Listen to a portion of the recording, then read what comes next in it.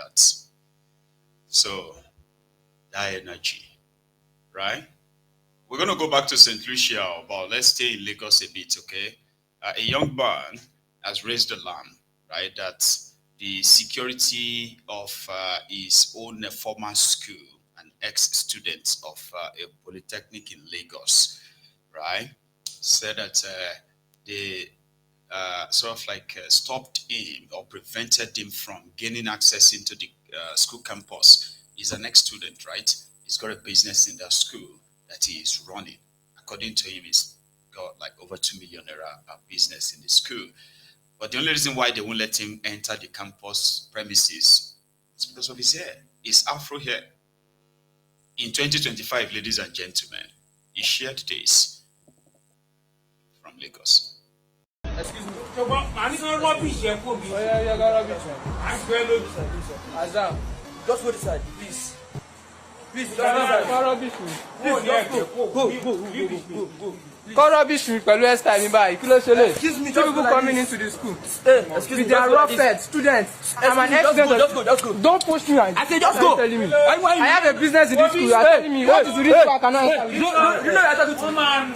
What is the reason why I cannot enter this kind of thing? Just look my face. Telling me. Look my face. I'm talking to you. Just shoot back. If I slap you, what's the time? Who don't die?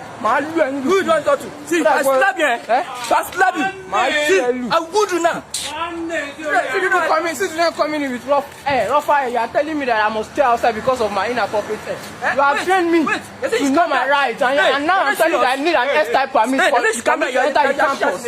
You are telling me, what are you telling me? Why am I not allowed to enter this campus? I must have a reason, a reasonable reason, a tangible one, because I need it.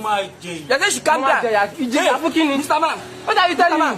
You say she calm down. You calm down. Still one side. Ṣé bẹ́ẹ̀ náà lẹ train mi tó fi mọ right mi ní school yẹn wọ́n sọ fún mi pé mi ò lè wọnú campus mo ní business mi but I have something that worth more than 2 million naira. You are telling me that you stay outside. I have been sorry for over a week now. I don't have any business to I really want stop you. Mo tún sọ pé mo fẹ́ mú ẹ̀wà kó a máa ṣiṣẹ́. Management say we should not allow you to enter the campus. Fẹ́ kí n máa lọ sí ibi ṣé director ló máa sọ fún mi àbí CSOs.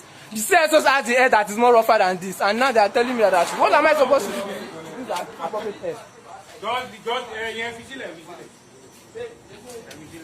Continue. Focus kí ni? Táwọn security gan ní tó rọ̀ fìdí lè lọ. You are not telling me I should do what to this hair? What happened to my hair?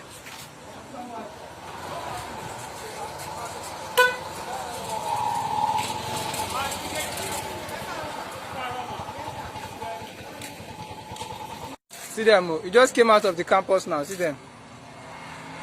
With the hair, and now I don't know the reason why they are still keeping me waiting at the gate. With no tangible reasons. My bro, please wait, no verse, I beg. I just want to take your listing. See them. With the hairstyle. And now they say I'll be dealt with without any tangible reasons. Now. I was once a student of this school, I'm an ex-student. You understand? A man said for me, they saw me come back for me. I have a right. It's not possible, sir. It's possible, you come back. You are doing rubbish. I'm doing rubbish as well. Tell me the rubbish that I'm doing. Can you please state it as a profession? You have manner. Do I have manner? Are you telling me do I have manner? Good morning, man. How are you?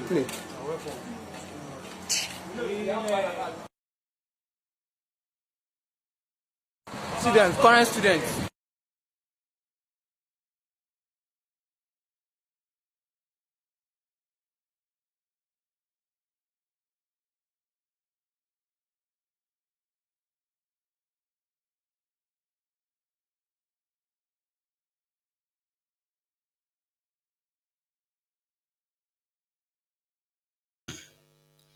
So that's a young man that cried out. Nigeria. In the big 2025, still have people who are like profiling young people because of their hairstyles or what they are wearing and all that. It's unbelievable. Anyway, the people of Nigeria who have been told that if Tinubu has done so well for them. They are even bragging about the electricity tariff as achievement of Tinubu. Have you seen that? Eh? Now, Nigerians are paying more for darkness than for light. So here is your minister of darkness who is preparing himself to become the next governor of your state. I don't know how he's going to do it, but I think he's spending more time on how he's going to be a governor than how to give you electricity. Peculiar mess. Penkele mess. We are going to engage in primary, and the best candidates will come out. Nobody will impose anybody. How can the president, who is the president of 36 states plus F seats, be interested in imposing one person as the governor of a state? He's not interested in that. He wants to win all the states for him to return as president of the second term. If he wants to achieve that, he will not create bad blood in any state. He needs to carry everybody. We all belong to Ashwaju. Everybody is from Ashwaju. You understand? Even if you have personal likeness for particular aspirants, you cannot come to the state and vote for him. The best advice Ashwaju will give me is to go to my state and work and win me people to my side.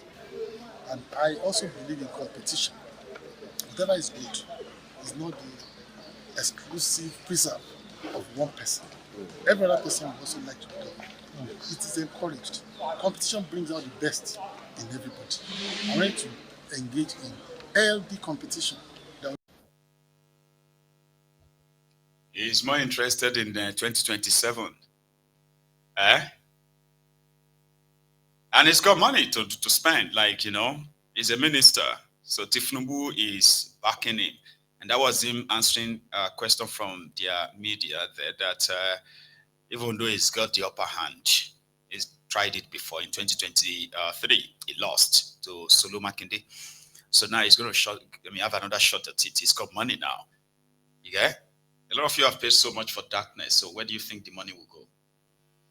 To his next election. So don't expect electricity from these guys. No. But they will keep telling you that they have made it better. Everything is fine now. It's better. It's getting better. Ask them how many megawatts of it they have added to your national grid.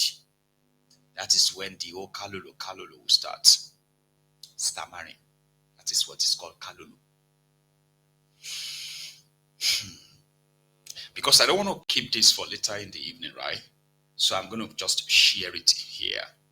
It is the interaction, or should I say the press conversation between Tinubu and the Prime Minister of St. Lucia local government. Even though they call it a country, right? It's less than a local government area in Nigeria. Like very, very, very less, far less than, But anyway, they had a media chat, and I want to share that with you since the line remained dead. Some of you still don't understand what the brunch is all about, right? The brunch time is where we can have interaction, where you can phone in anytime. But since the line is dead, I'll play this before I leave, all right? This interaction, I don't want to use it later this evening. I don't want to use it later. What is Kalu doing in St. Lucia? What is he doing in this cocaine hub? Why is he there, right? Anyway, you may never get the answer though. But here is the conversation he had with their media there for a few minutes. Been identified. In fact, it's the president of Nigeria to St. Lucia, on behalf of the OECS heads of government, I want to thank him for taking time off to be with us.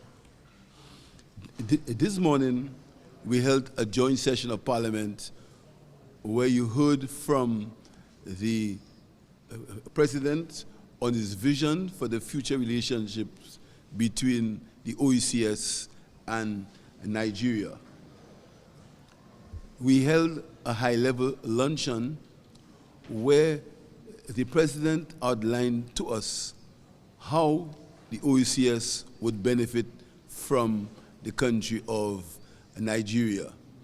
To this effect, we have formed a joint committee which will comprise members of the Nigerian government and members of the OECS government. We have formed a joint committee which will comprise members of the Nigerian government and members of the OECS to deal with some pressing issues: education, air travel, trade, and tourism. These 4 issues will be the topics that the joint committee, comprising of members of the Nigerian government and members of the St. Lucian government. Our discussions were very fruitful, and I want to thank the President for agreeing so we can have some instant results from our meeting this morning. And again, on behalf of the OECS, I want to thank the President for his incisiveness and his wanting for our 2 countries, for our 2 St. Lucia and the OECS and Nigeria, for us to get closer together for the shared benefits of our people. As you know, we share a common history, we share a common identity, and we share a common culture. And our 2 countries will strengthen these relations, the OECS and Nigeria. Thank you very much, Mr. President. Thank you. I will now take 2 questions from the... Reciprocate such gesture to strengthen church. And how soon can that be? Well, in fact, at the joint meeting, we discussed that, and there are some islands in the OECS, St. Kitts, where there are no visa requirements. What we said is that committee will deal with all these issues, and the first on the agenda will be the people which would come with the visa requirements. But is the first topic on the agenda for discussion. So we hope to have a speedy answer to that at the soonest possible opportunity.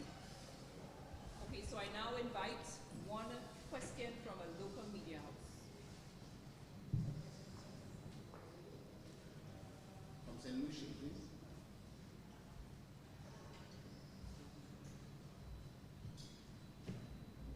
Okay. You can use the microphone, please. Ryan Beasley. Obviously, the president's visit is a first step. How soon should we see those plans unfolding?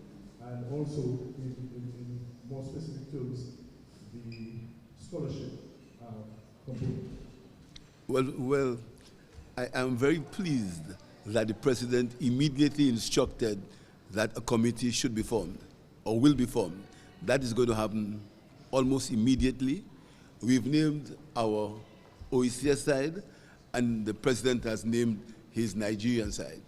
We expect the scholarships to happen in the next academic year.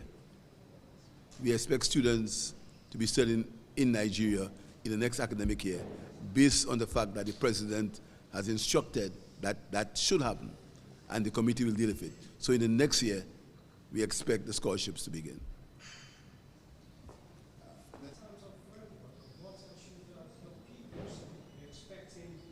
Before, we have immediate action. The Director General of the OECS will meet with the Private Secretary of the President to put that committee together. The names have already been mentioned. The folks involved have already been identified. In fact, another year, Tinubu went to Caribbean country where they are doing drug, transit and the rest, and to put something up for the camera. Tinubu is pledging free education, not just for 1, not for 2, not for 3, 16 OES countries. They call them OES, and that is, I think that is the short for Organization of Eastern Caribbean States.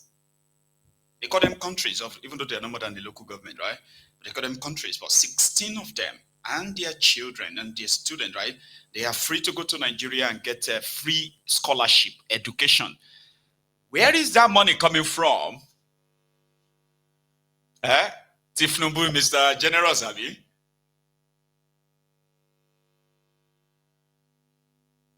There is more. Maybe himself will explain to us where that money is coming from. Been identified.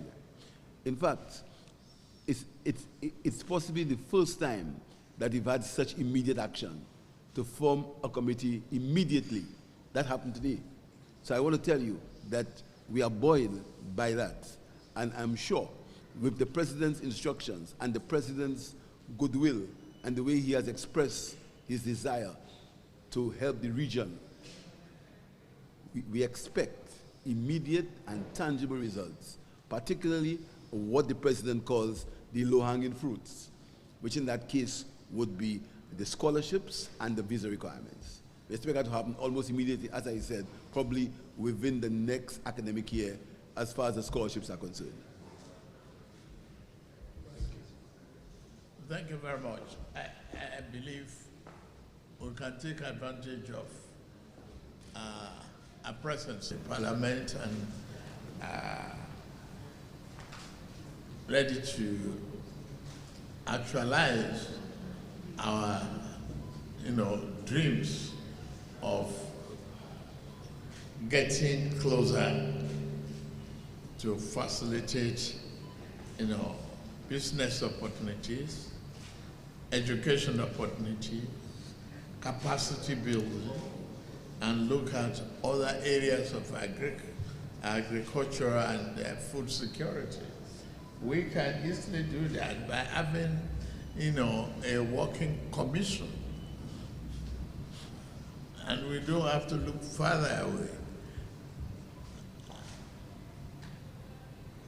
The organization themselves, they've indicated the number of, actually, Director General of the OECS. We work with my personal private secretary. The name of those we needed has been indicated, and we are moving forward from there. We won't drop the ball.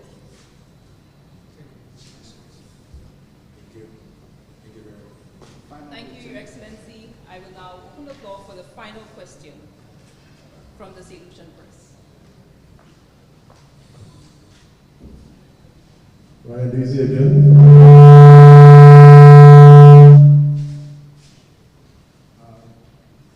Yes, I know we spoke about as well low-hanging fruit, those areas that we can attack quickly. What would be one of the more difficult, or some of the more difficult areas to tackle? I don't look at difficulties. I look at problem solving. And that is why the working lunch promoted that quick understanding of what could be your expectation of difficulty, and just a little melting point in bureaucracy. If we work less and take a geometric definition of straight line, which is the quickest point between 2 points. So if we move on a straight line, we get our goal achieved quicker, and there will be no problems. Thank you very much. We've come to the end of this press briefing.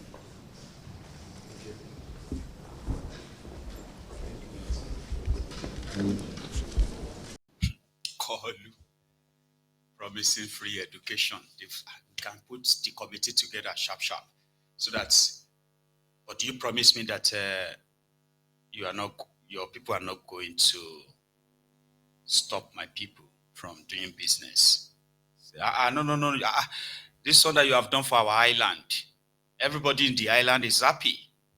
that their children will go to Nigeria and they are going to get education from Nigeria, go to Ado-Ekiti University, send them to Abuja University, or send them to Usman Danfodio University, Sokoto. All expense paid by Nigeria, every penny paid. Yeah, so that if Tinubu can write it and say he